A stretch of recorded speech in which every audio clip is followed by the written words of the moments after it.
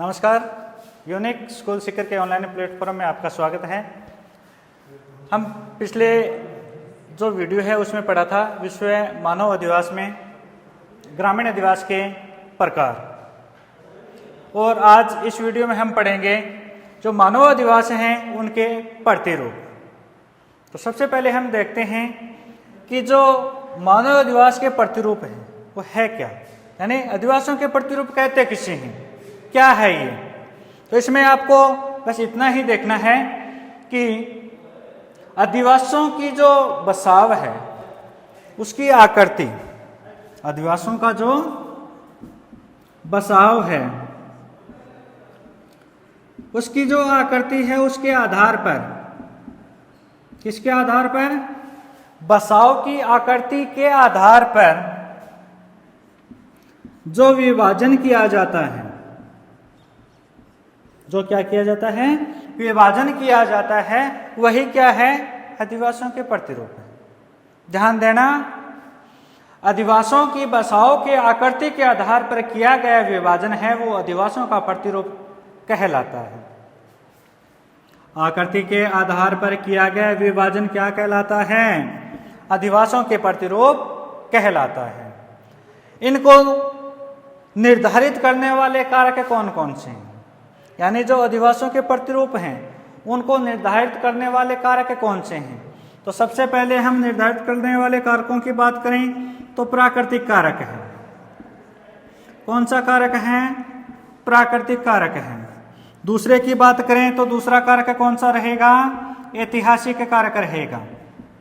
दूसरा कौन सा है, ऐतिहासिक कारक है। तीसरे की अगर हम बात करें तो कौन सा आएगा, धार्मिक कारक। कौन सा रहेगा, धार्मिक कारक। चौथा है सामाजिक और सांस्कृतिक कारक। कौन सा, सामाजिक और सांस्कृतिक कारक।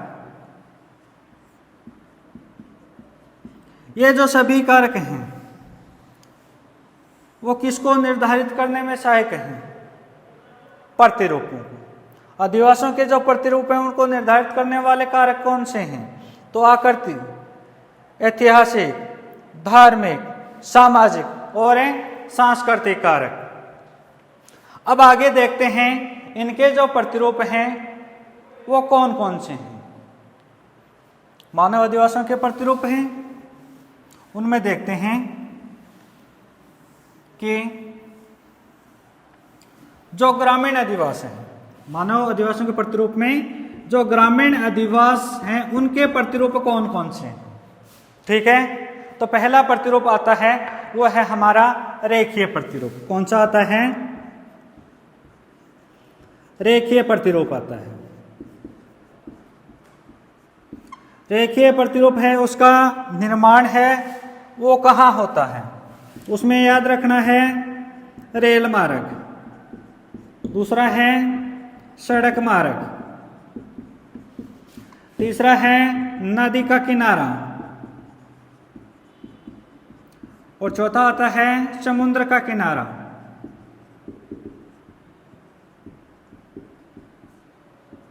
ध्यान देना, रेखीय प्रतिरूप का निर्माण कहाँ, रेल मार्ग, सड़क मार्ग, यानी उन दोनों के किनारे, नदी का किनारा या फिर समुद्र का जो किनारा है वहां पे कौन से प्रतिरूप का निर्माण होता है, रेखीय प्रतिरूप का। इसके उदाहरण की बात करें कि इसका उदाहरण कौन सा है, तो उदाहरण में हमारे राजस्थान का जो जयपुर है उसका बरवाड़ा गांव, जयपुर का कौन सा गांव, बरवाड़ा गांव है, वो कौन से प्रतिरूप का उदाहरण है, रेखीय प्रतिरूप का उदाहरण है। जयपुर के बरवाड़ा गांव है वो किसका, रेखीय प्रतिरूप का। अब चित्र की सहायता से समझने में आसानी रहती है, तो देखो ये कोई सड़क है, बीच वाली क्या है, सड़क है। इसके किनारों पे हमें क्या करना है, अधिवासों का निर्माण करना है। किनका, अधिवासों का निर्माण करना है। देखो रेखीय में हमने क्या पढ़ा, रेल मार्ग या सड़क मार्ग के किनारे बने अधिवास, तो ये सड़क मार्ग है, इसके किनारों पे हमने किनका निर्माण कर दिया, अधिवासों का। तो इस चित्र की सहायता से समझने में ज्यादा आसानी रहेगी, किसकी, प्रतिरूपों की। तो देखिए, तो ये बीच वाली रेखा दिखाई दे रही है, उसके दोनों ओर अधिवास है, वो रेखी। अब दूसरे की बात करते हैं, तो दूसरा हमारा आता है तीर प्रतिरूप। दूसरा कौन सा आता है, तीर प्रतिरूप आता है।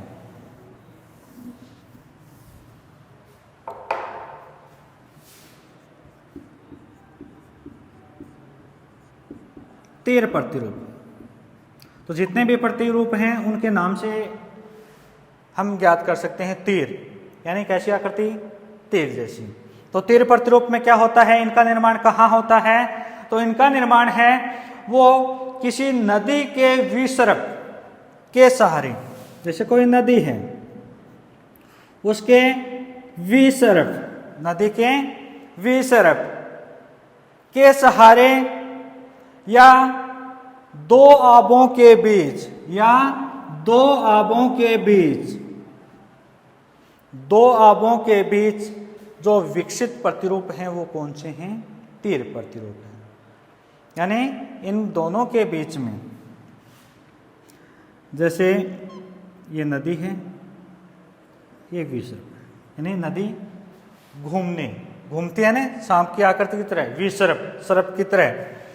तो इनके किनारों पे, जैसे यहाँ पे अधिवास है, ये अधिवास बना दिए हमने, ये सब अधिवास हैं, सभी के सभी क्या हैं, अधिवास हैं।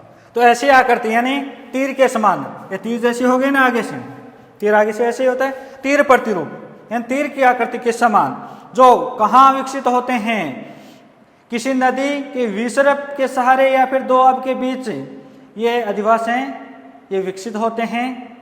और देखने से ये कैसे दिखाई देते हैं, तीरनुमा। कैसे दिखाई देते हैं, तीरनुमा दिखाई देते हैं। कैसे, तीरनुमा दिखाई देते हैं। अब उदाहरण की बात करें तो दक्षिण भारत में कन्याकुमारी, दक्षिण भारत में कौन सी कुमारी, कन्याकुमारी, दक्षिण भारत की कन्याकुमारी। दूसरे उदाहरण की बात करते हैं तो उड़ीसा में चिल्का झील, उड़ीसा की कौन सी झील, चिल्का झील। ये दोनों के दोनों उदाहरण किस प्रतिरूप के हैं, तीर प्रतिरूप के हैं। अब आगे चलते हैं, तीसरा प्रतिरूप आता है हमारा त्रिभुजाकार प्रतिरूप। तीसरा कौन सा है, त्रिभुजाकार।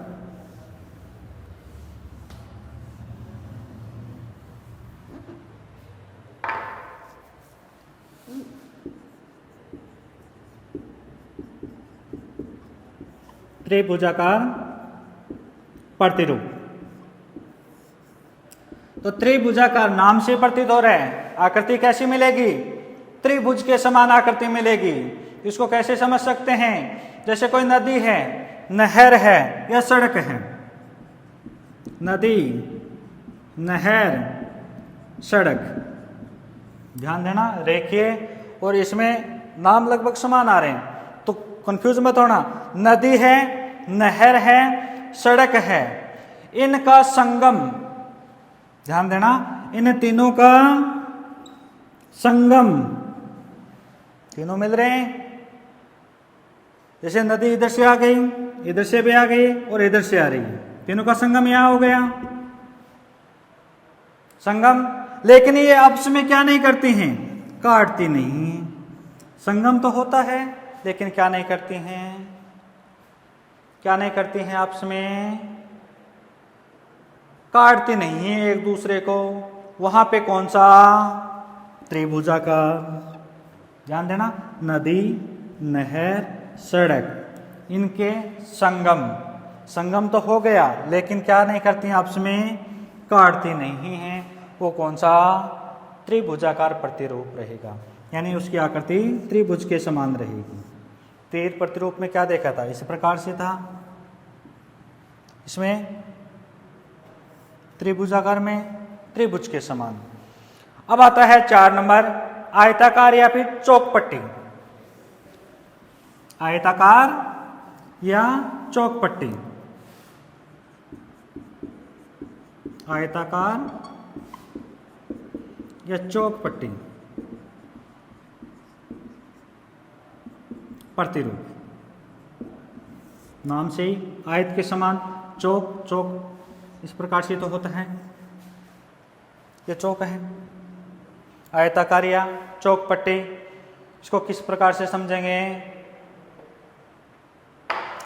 यानी जब दो सड़कें, कितनी सड़कें? दो सड़कें आ रही हैं और आपस में मिल रही हैं। एक तो ये सड़क आ रही है इधर से और एक ही आ रही है, आपस में मिल गई।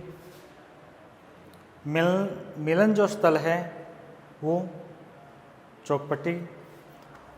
और जब ये सड़कें आपस में मिलती हैं तो इनके जो किनारे हैं वहां पे अधिवासों का निर्माण होता है। तो वो आकृति क्या रहेगी?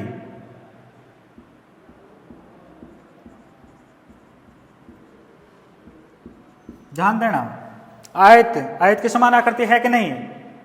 चौक पट्टी की, यानी एक चौक पट्टी के अनुसार आकृति है कि नहीं है?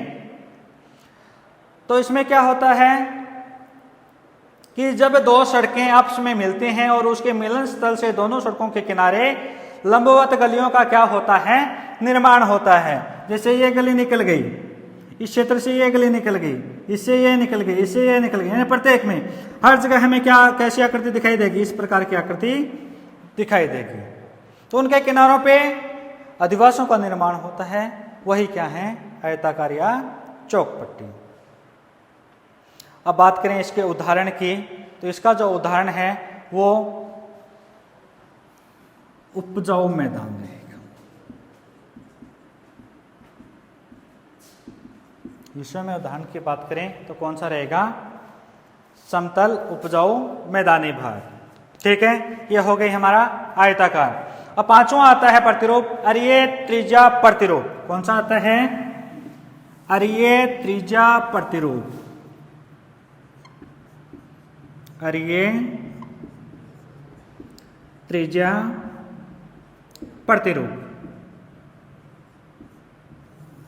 तो अरीय त्रिज्या प्रतिरूप क्या होता है? तो इसमें देखो, किसी गांव में, जैसे ये गांव है, किसी गांव में, ध्यान देना, किसी गांव में एक स्थान पर, ये गांव है, किसी गांव में एक स्थान पर अनेक दिशाओं से, किसी गांव में एक स्थान पर अनेक दिशाओं से आने वाली कच्ची या पक्की सड़कें आपस में आकर एक जगह क्या हो जाती हैं? मिल जाती हैं। एक गांव में किसी स्थान पर आने वाली कच्ची पक्की सड़क हो या फिर गलियां हो, जो एक स्थान पे आके क्या हो जाती हैं? मिल जाती हैं। उस स्थान पे क्या होता है? अरीय त्रिज्या प्रतिरूप का निर्माण होता है। कैसे होगा? जैसे ये गली आ रही है तो इसके किनारों पे किनका अधिवास? इसी प्रकार से ये कोई गली है तो इसके किनारों पे भी अधिवास, और ये भी कोई गली है उसके किनारों पे भी अधिवास। तो स्पष्ट रूप से देखना है कि एक स्थान पे अनेक स्थानों से आने वाले कच्ची या पक्की सड़कें हैं, वो आकर क्या कर देती हैं? मिल जाती हैं, और इनके किनारों पे किनका निर्माण हो जाता है? अधिवासों का निर्माण हो जाता है। वही क्या है? त्रिज्या प्रतिरूप, अरीय त्रिज्या प्रतिरूप है। ठीक है, इसके उदाहरण की बात करें तो इनके उदाहरण हमें देखने को मिलेंगे कहाँ पे? भारत के तमिलनाडु में। कहाँ पे देखने को मिलेंगे? तमिलनाडु राज्य में देखने को मिलेंगे। ठीक है, अरीय त्रिज्या प्रतिरूप के बाद हम बात करते हैं वृत्ताकार प्रतिरूप की। किसकी? वृत्ताकार प्रतिरूप की।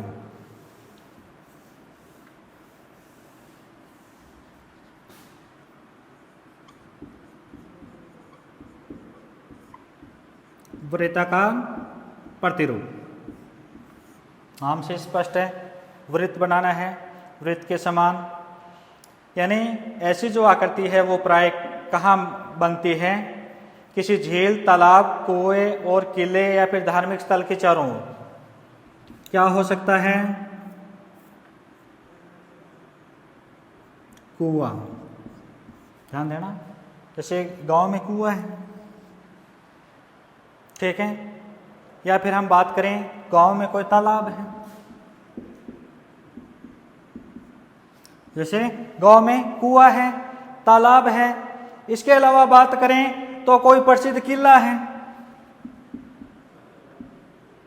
या फिर बात करें कोई धार्मिक स्थल, मंदिर हो सकता है और मस्जिद भी हो सकती है। धार्मिक स्थल, धर्म से संबंधित कोई स्थल हो, या फिर गांव की कोई चौपाल हो सकती है। तो उसके चारों ओर कुआं, तालाब, किले, मंदिर या फिर कोई चौपाल है, उसके चारों ओर जिन अधिवासों का निर्माण होता है वो अधिवास देखने से कैसे दिखाई देते हैं? वृत्ताकार दिखाई देते हैं। ये कुआं है, इसके चारों ओर मकान हो गए, या फिर कोई मंदिर है उसके चारों ओर मकान हो गए। वो कैसा प्रतिरूप दिखाई देगा? हमें वृत्ताकार प्रतिरूप दिखाई देगा। अब आगे आता है 7 नंबर, तारा प्रतिरूप। 7 नंबर कौन सा? प्रतिरूप।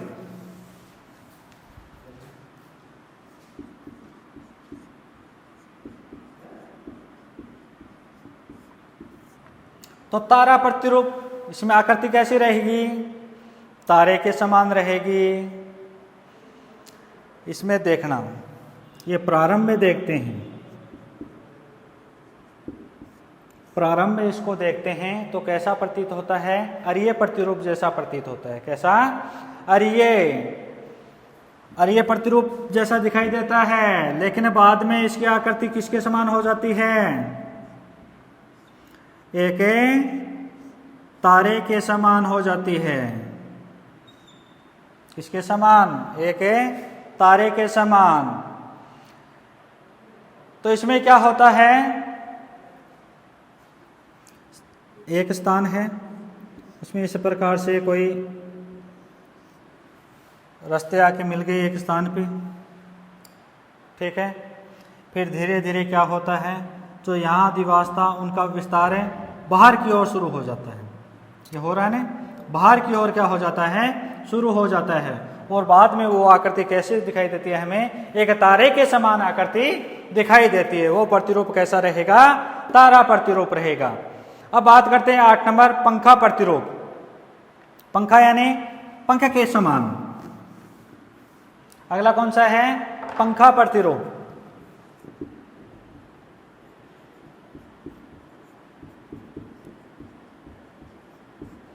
तो पंखा प्रतिरूप यानी एक पंखे के समान। तो इसमें देखो, जब किसी गांव में केंद्रीय स्थल के चारों ओर मकान बनते हैं, यानी कोई गांव है, उसका ये केंद्र है, उसके चारों ओर क्या बनते हैं? मकान बनते हैं। उनके चारों ओर मकान बनते हैं तथा उसके बाद उस बस्ती का विकास रेखीय प्रतिरूप में हो जाता है। वही रेखीय जो हमने पहले देखा था, सबसे पहले इस प्रकार से पंखा इस प्रकार से होता है। यानी सबसे पहले तो गांव के केंद्र के चारों ओर क्या बनते हैं? मकान। लेकिन बाद में धीरे धीरे क्या होता है, जो मकान है या फिर जो बस्ती है वो किस आकृति में चली जाती है? एक रेखीय प्रतिरूप के अनुसार वो चलती जाती है, यानी एक रेखा के समान आगे की ओर बढ़ती जाती है। तो उसकी आकृति बाद में कैसी बन जाती है? एक पंखा प्रतिरूप के समान बन जाती है, यानी पंखनुमा आकृति। ठीक है।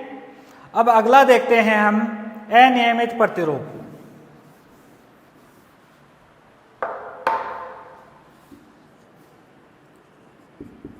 अनियमित प्रतिरूप नाम से स्पष्ट है, इसकी कोई आकृति नहीं है। अनियमित प्रतिरूप क्या होता है? इसमें किसी भी प्रकार की कोई आकृति नहीं होती है। इसमें लोग क्या करते हैं? इसमें लोग अपनी सुविधा के अनुसार मकानों का निर्माण करते हैं, यानी अपने आवास बनाते हैं। किसके अनुसार? अपनी सुविधा के अनुसार। जैसे किसी ने यहाँ पे बना लिया अपने खेत में, फिर दूसरा क्या करता है? अपने खेत में आगे चल के यहाँ पे बना लेता है, तीसरा यहाँ पे बना लेता है। यानी अलग अलग क्षेत्रों में जिनकी कोई आकृति नहीं होती, तो वो प्रतिरूप कैसे हैं? अनियमित प्रतिरूप हैं। और भारत में बात करें, भारत के जो अधिकांश गांव हैं वो इसी प्रतिरूप के उदाहरण हैं। भारत के अधिकांश गांव हैं वो किसके हैं? इसी के उदाहरण हैं। और राजस्थान में बात करें तो राजस्थान में 12 जिले का जो लिसाड़ी गांव है, कौन से जिले का? 12 जिले का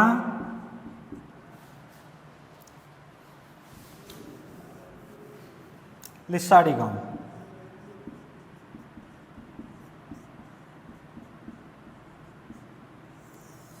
इसको याद रखना।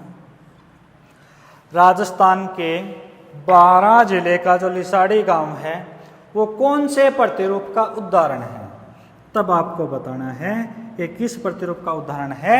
अनियमित प्रतिरूप है, उसका उदाहरण है। अनियमित प्रतिरूप क्या होता है? जिसमें मनुष्य क्या करता है? अपनी सुविधा के अनुसार मकानों का क्या करता है? निर्माण करता है। वो कौन सा कहलाता है? अनियमित प्रतिरूप कहलाता है। तो अब तक हमारे कितने हो चुके हैं? 9 प्रतिरूप हो चुके हैं। अगली बात करते हैं हम सीढ़ीनुमा प्रतिरूप। 10 नंबर आता है सीढ़ीनुमा प्रतिरूप।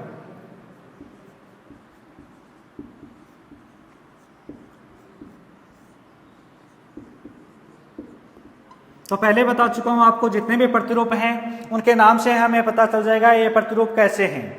ठीक है, तो सीढ़ीनुमा जो प्रतिरूप हैं वो कहाँ विकसित होते हैं? तो सीढ़ीनुमा जो प्रतिरूप हैं वो कहाँ विकसित होते हैं? पर्वतीय क्षेत्रों में। कहाँ होते हैं? पर्वतीय क्षेत्रों में। पर्वतीय क्षेत्रों में कौन से प्रतिरूप? सीढ़ीनुमा प्रतिरूप है। इसके अलावा हम बात करें कि ये जो प्रतिरूप हैं ये देखने में कैसे दिखाई देते हैं? ये प्रतिरूप देखने में कैसे दिखाई देते हैं? एक पंक्ति के समान। किसके समान? एक पंक्ति के समान। जैसे देखो, ये हो गया, इस हिसाब से दिखाई देते हैं। यानी एक पंक्ति के अनुसार दिखाई देते हैं। पंक्ति के अनुसार हो गए। और देखने से कैसे प्रतीत होते हैं? सीढ़ीनुमा यानी सीढ़ी के समान। और कहाँ विकसित होते हैं? पर्वतीय क्षेत्रों में विकसित होते हैं। इनके उदाहरण की बात करें तो कौन सी पर्वत श्रृंखलाओं में पाए जाते हैं? ये हिमालय। कौन सी श्रृंखला में? हिमालय। और जो रॉकीज पर्वत श्रृंखला है वहां पे इस प्रकार के प्रतिरूप पाए जाते हैं। अगर पूछ लिया जाए कि हिमालय या रॉकीज जो पर्वत श्रृंखला है वहां पे किस प्रकार के प्रतिरूप पाए जाते हैं, तब आपको बताना है वहां पे कैसे प्रतिरूप पाए जाते हैं। सीढ़ीनुमा प्रतिरूप पाए जाते हैं। अब अगला आता है हमारा मधुछत्ता प्रतिरूप। अगला प्रतिरूप कौन सा आता है? मधुछत्ता प्रतिरूप।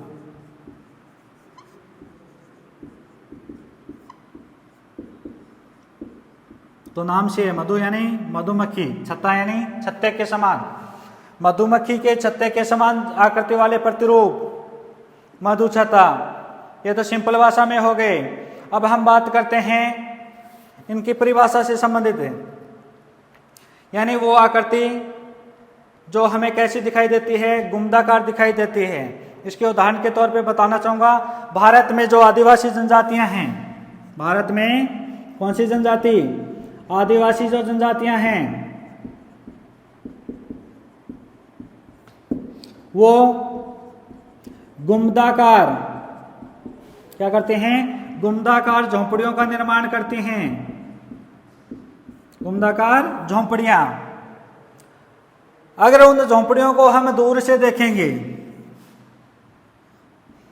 अगर उन झोंपड़ियों को हमें दूर से देखेंगे तो वो कैसी दिखाई देंगी? मधुमक्खी के छत्ते के समान दिखाई देंगी। इस प्रकार से दूर से देखते हैं तो आकृति कैसी दिखाई देगी? ऐसी दिखाई देगी। यानी एक है मधुमक्खी के छत्ते के समान। तो भारत में आदिवासी जनजातियों के गुंबदाकार जो झोंपड़ियां हैं उनके जो अधिवास हैं वो कैसे हैं, मधुछता प्रतिरूप की, यानी मधुमक्खी के छत्ते के समान जो आकृति है वो मधुछता प्रतिरूप कहलाती है। लास्ट आता है अन्य प्रतिरूप। अन्य प्रतिरूप में दो ही नाम याद रखने हैं अन्य प्रतिरूप, एक तो टेढ़ा मेढ़ा, ठीक है, एक तो टेढ़ा मेढ़ा, दूसरा मकड़ी। मकड़ी का जाल देखा है ना, मकड़ी के जाल के समान मकड़ी क्या करती है, इसी प्रकार से जाल बनाती है, इनको आपस में जोड़ देती है, ऐसे तो जाल बनाती है। तो अन्य में बात करें तो टेढ़ा मेढ़ा और मकड़ी के जाल के समान जो प्रतिरूप हैं वो किस में शामिल किए गए हैं, अन्य प्रतिरूप में शामिल किए गए हैं। तो प्रतिरूपों में हमने सबसे पहले कौन सा प्रतिरूप देखा था, रेखीय, दूसरा था तीर प्रतिरूप, तीसरा त्रिभुजाकार, चौथा आयताकार, पांचवा अरीय, छठा वर्ताकार, सातवां था हमारा तारा प्रतिरूप, आठवां था पंखा, नौवां अनियमित, 10वां सीढ़ीनुमा, 11वां मधुछता और हमारा 12वां और लास्ट था अन्य प्रतिरूप, जिसमें हमने देखा था टेढ़ा मेढ़ा और मकड़ी के जाल के समान प्रतिरूप। अब आगे हम बात करते हैं ग्रामीण आदिवासियों की समस्या। तो ग्रामीण आदिवासियों की समस्या है, उनमें मुख्य मुख्य पॉइंट देखते हैं हम। ग्रामीण आदिवासियों की समस्या,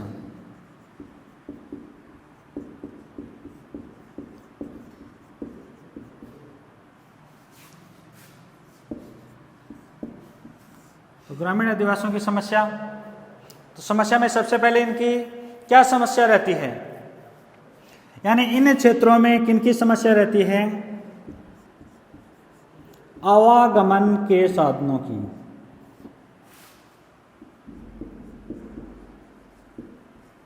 आवागमन साधनों का अभाव, यानी गांव से आने जाने के लिए इन्हें पर्याप्त मात्रा में साधन हैं वो क्या नहीं होते हैं, उपलब्ध नहीं हो रहे हैं।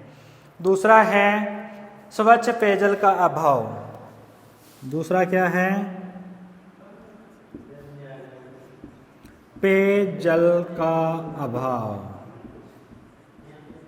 यानी इन्हें पीने के लिए स्वच्छ जल है वो पर्याप्त मात्रा में नहीं मिलता है।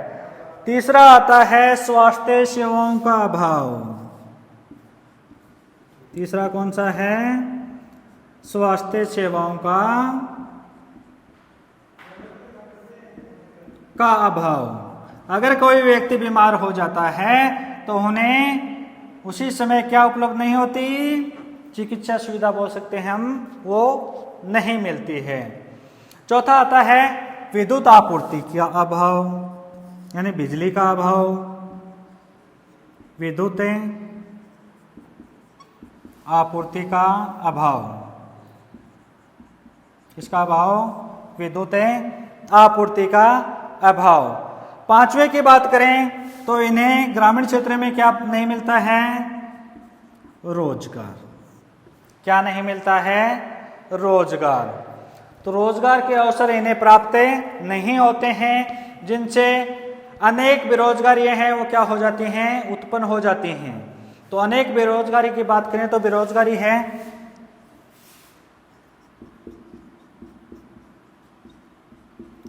यानी कई प्रकार की बेरोजगारी है वो उन क्षेत्रों में उत्पन्न हो जाती है जिन्हें 3 भागों में बांटा है।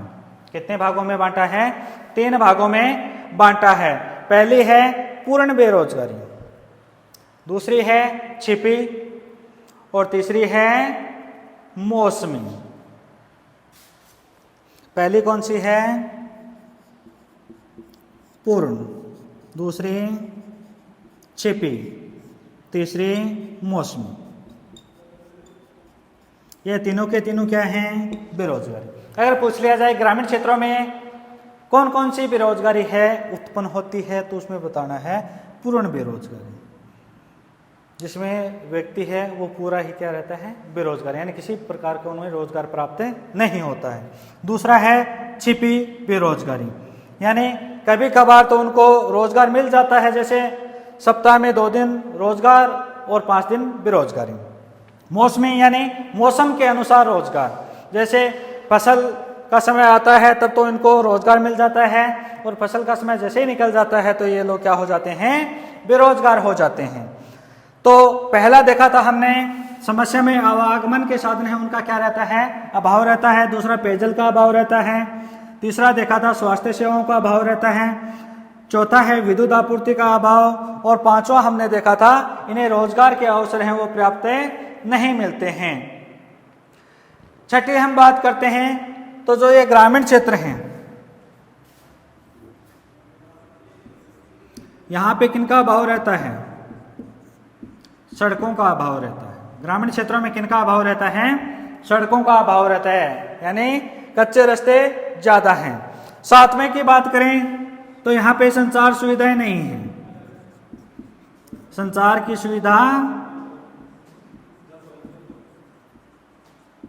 नहीं है। ग्रामीण क्षेत्रों में किसकी सुविधा नहीं है, संचार की सुविधा नहीं है। आठवीं की बात करें तो उच्च तकनीक है उसका अभाव रहता है, उच्च तकनीक है उसका क्या रहता है, अभाव रहता है। उच्च तकनीक का क्या रहता है, अभाव रहता है। तो ये हो गए ग्रामीण आदिवासियों की समस्याएं, जो प्रमुख रूप से हमने कितनी देखी हैं, 8। पहली साधनों का अभाव, दूसरी पेयजल का, स्वास्थ्य सेवाओं का अभाव, विद्युत का अभाव, रोजगार की कमी, सड़कों का अभाव, संचार की सुविधा का अभाव और उच्च तकनीक का अभाव। तो आज की क्लास में हमने ग्रामीण आदिवासियों के प्रतिरूप और उनकी समस्या के बारे में पढ़ा। कल देखेंगे हम अगले वीडियो में नगरीय अधिवास। कौन सा अधिवास देखेंगे, नगरीय अधिवास।